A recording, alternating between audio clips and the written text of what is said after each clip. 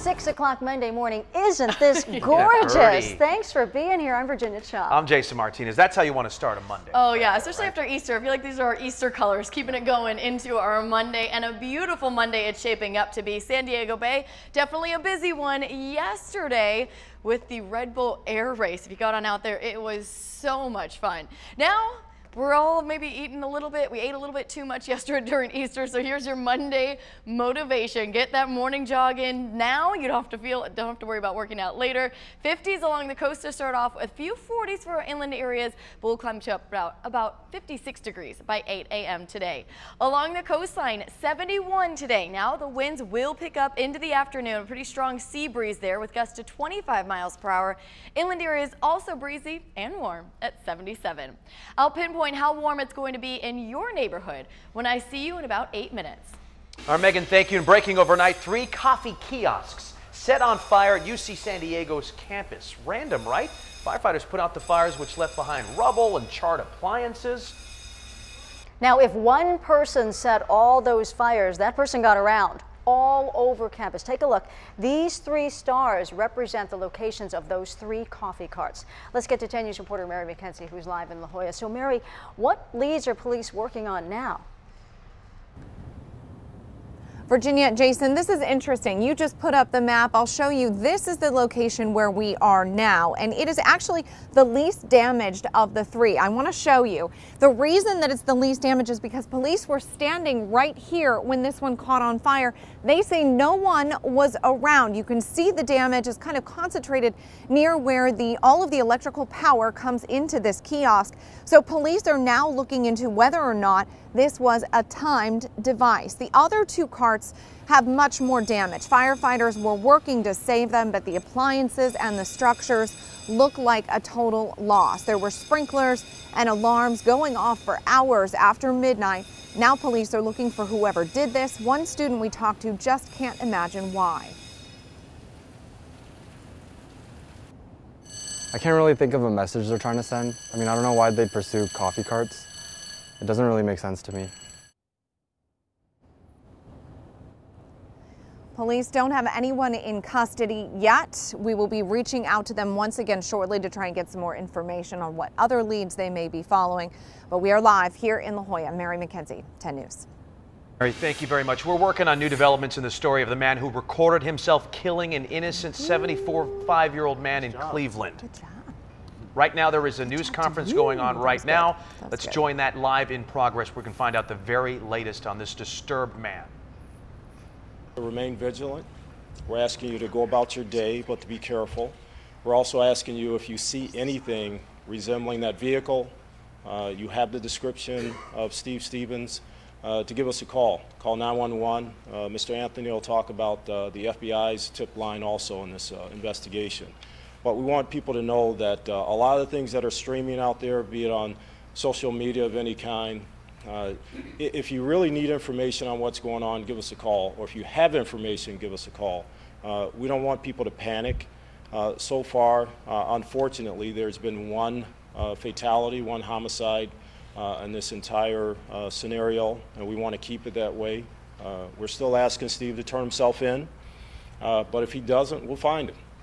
All right, you're listening live to now this police chief there speaking on the search for Steve Stevens, the disturbed man who shot a 74-year-old man walking down the street and showed it on Facebook there. His page has been taken down.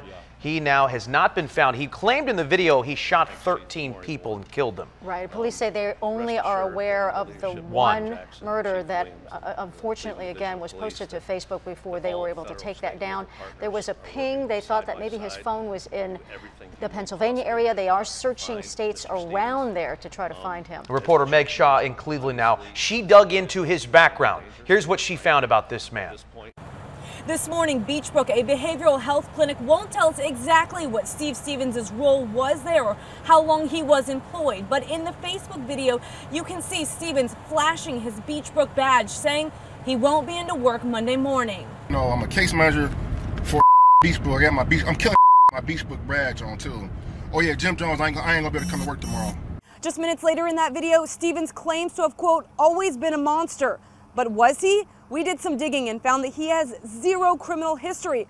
A search of his Facebook page shows posts tying him to local churches and organizations. But yesterday, Stevens posted about having financial problems and claims to have lost everything at the casino, going on to say he's reached his breaking point. He even ended one post Sunday by saying he's the good guy. I just woke up Friday, I just couldn't take it no more, man. I just left. And yeah, here I am, massacring Now, Facebook has deactivated Stevens' account, and Beachbrook, that employer, saying they are shocked and horrified by what has happened. In Cleveland, Meg Shaw, News 5.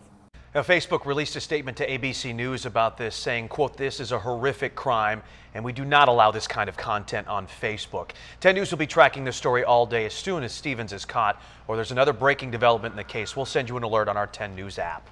Your money matters. San Diego drivers say they're already bracing for a 12-cent a gallon gas tax increase this November. And the state may raise it even more just months later. Here's 10 News consumer reporter John Horn.